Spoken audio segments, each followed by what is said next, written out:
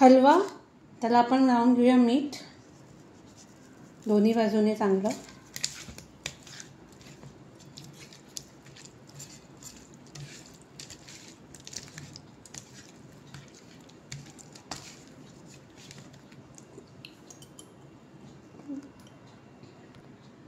कोलंबीला मीठ लावून घेऊया व्यवस्थित. आता लावून घेऊया हिरवं वाटण. हिरवं वाटण म्हणजे अद्रक, लसूण, मिरची आणि कोथिंबीरचा वाटण असतो हा हिरवा वाटण.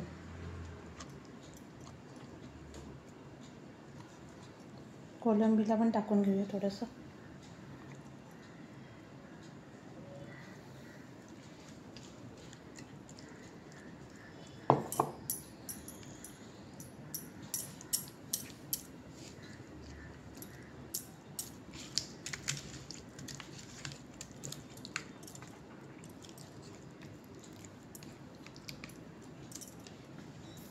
कोलंबीला लावून घेऊया हिरवं वाटण.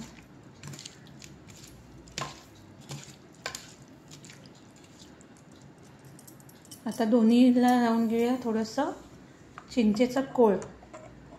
हे चिंचेचं कोळ आहे, 1 चम्मच बस.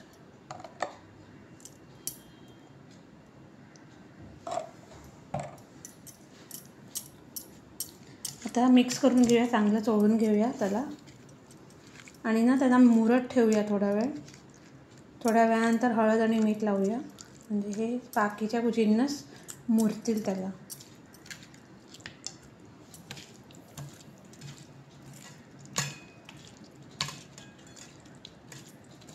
मुरेपर्यंत थांबूया थोडा वेळ. आता थोडीशी हळद, हलव्याला पण थोडीशी टाकते आणि थोडीशी प्रॉन्समध्ये पण टाकते आणि घरातला तिखट मसाला.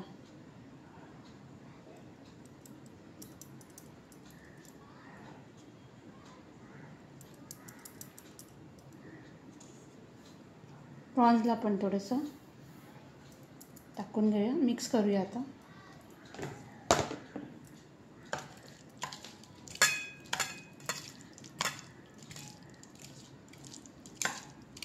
आता हे थोडं आपण रेस्ट देणार आहोत ह्याला, पुन्हा 5-10 मिनटं थोडं मसाला जिरेपर्यंत आणि मग फ्राय करणार आहोत हलवा.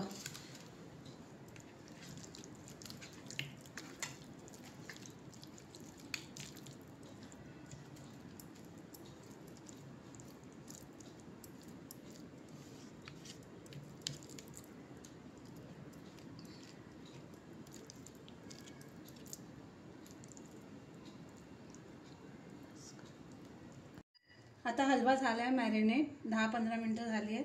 आता फ्राय करायला घेऊया.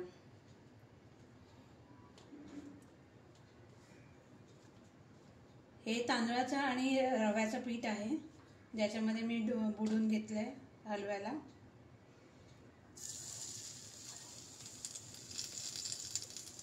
तेल तापलंय तर टाकून घेऊया फिश.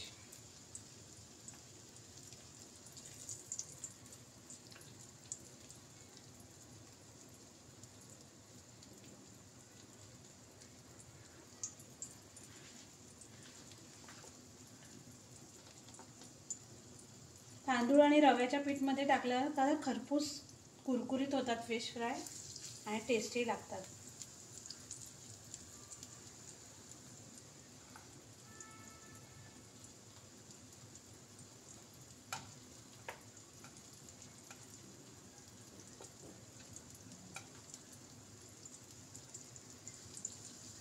तव्यात तीनच राहतात.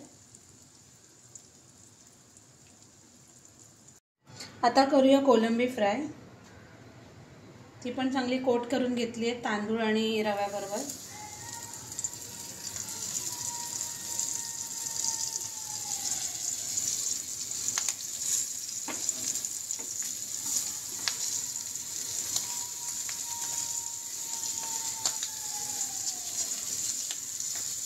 चांगलं आता खरपूस फ्राय करून घेऊया. आता हलवा फ्राय झालेला आहे आणि कोलंबी ही झालेली आहे. Ready to serve.